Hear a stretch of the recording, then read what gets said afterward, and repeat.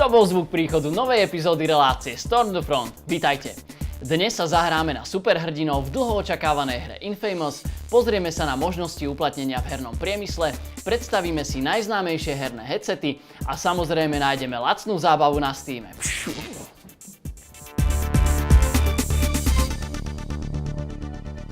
Nedávno sme vám predstavili Titanfall, vlajkovú loď medzi hrami na Xbox One. PlayStation 4 sa ale nenecháva zahambiť a vracia úder v podobe tretieho pokračovania úspešnej série Infamous. Hey! You guys need any help? It's one of those freaks! Whoa! No!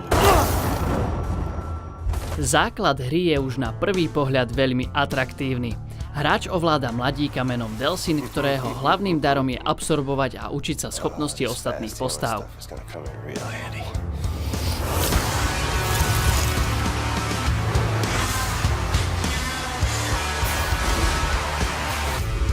Základná dejová línia sa točí okolo Delsinovej snahy uniknúť vládnym silám a ochrániť svojich blízkych.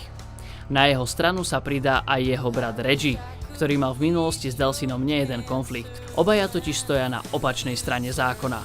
Delsin je rodený rebel, zatiaľ čo Reggie je policajt. Možnosti ako hru hrať a dokončiť sú prakticky nekonečné, keďže je len na hráčovi, kam sa v sietli vyberie, aké schopnosti získa a bude používať a aké rozhodnutia urobí v kritických situáciách.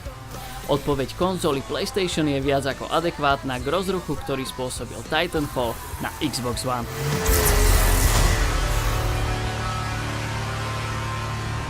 Aj vám vaši blízky vyčítajú, že hraním hier len zabíjate čas? Možno práve teraz je tá správna chvíľa premeniť zábavu na úžitok.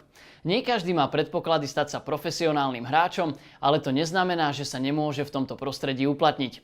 Kto si myslí, že tvoriť hry môže len niekto so znalosťou programovania alebo IT, ten je na veľkom omyle. Pri každej hre je vizuálny prejav prvá vec, ktorú vnímame. Aj preto sú grafickí dizajnéri jednou z kľúčových zložiek každého vývojárskeho tímu. Čo na to človek potrebuje? Hlavne veľa predstavivosti a kreativity a znalosť aspoň jedného grafického programu, napríklad Photoshopu. Aj dobre vyzerajúca hra ale môže trpieť nedostatkom zábavy. Tu prichádzajú na scénu game dizajnéri, ktorých úlohou je vymyslieť základné funkčné princípy danej hry tak, aby sa hráč nenudil ani sekundu. Keď už sú herné mechaniky vymyslené a všetko pekne nakreslené, je čas hru zaplniť obsahom, vymyslieť úrovne a nastaviť obťažnosť. To je práca level dizajnérov a rozhodne nejde o žiadnu jednoduchú robotu. Ako inak sa dajú získať potrebné znalosti ako hraním veľkého množstva hier? Firma Pixel Federation už nejaký ten čas spolu organizuje pravidelné prednášky na túto tému v bratislavskom Spote. Prednášky sú voľne prístupné každému, koho táto téma zaujíma a vstup je samozrejme zadarmo.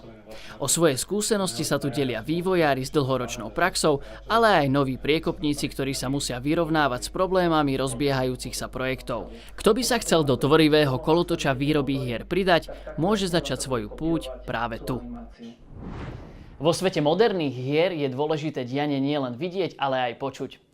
Rovnako podstatná je aj schopnosť komunikovať so svojimi spoluhráčmi čo najpohodlnejšie a najrýchlejšie. Preto si dnes ukážeme špičkové súpravy slúchadiel s mikrofónmi od popredných výrobcov. Jednoznačným lídrom na poli herných headsetov je firma SteelSeries. Ich séria Cyberia je pravdepodobne najpredávanejším typom herných slúchadiel v celej histórii gamingu. Čo je kľúčom k tomuto úspechu?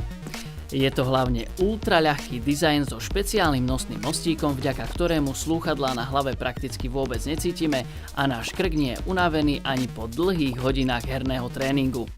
Spolu s kvalitným priestorovým zvukom, zasúvateľným mikrofónom a veľmi odolnou konštrukciou je to ten správny recept.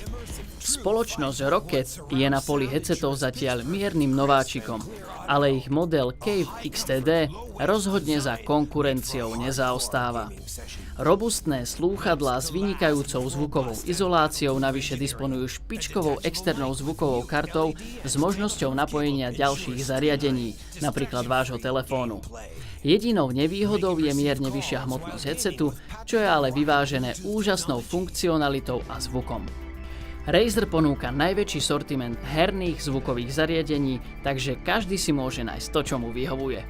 Model Tiamat nesie vlajku tejto značky vďaka pravému analógovému 8-kanálovému surround zvuku. Medzi gamingovými headsetmi ide o unikát. Okrem toho je v ponuke veľké množstvo modelov vhodných na cestovanie či počúvanie hudby.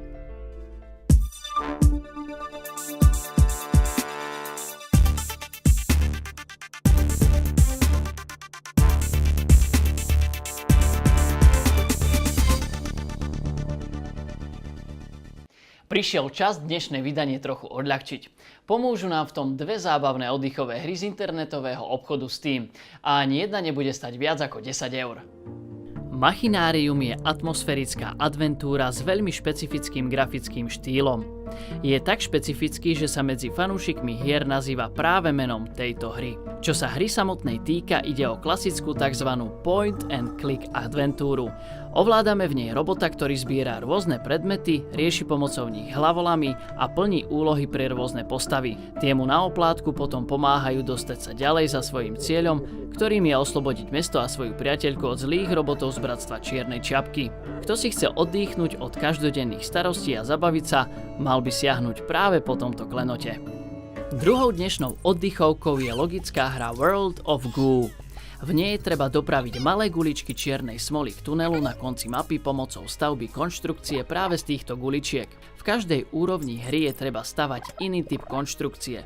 Väžu, most a rôzne iné čudá. Čím menej guličiek použijeme na stavbu, tým viac sa ich dostane k východu a o to väčšie skóre získame.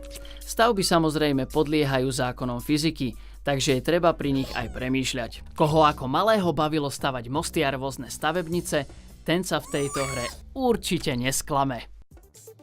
To je od nás pre dnešok všetko. Určite sledujte náš Facebook a Twitter, dozviete sa tam mnoho noviniek. Lajkujte, šerujte. No čaute.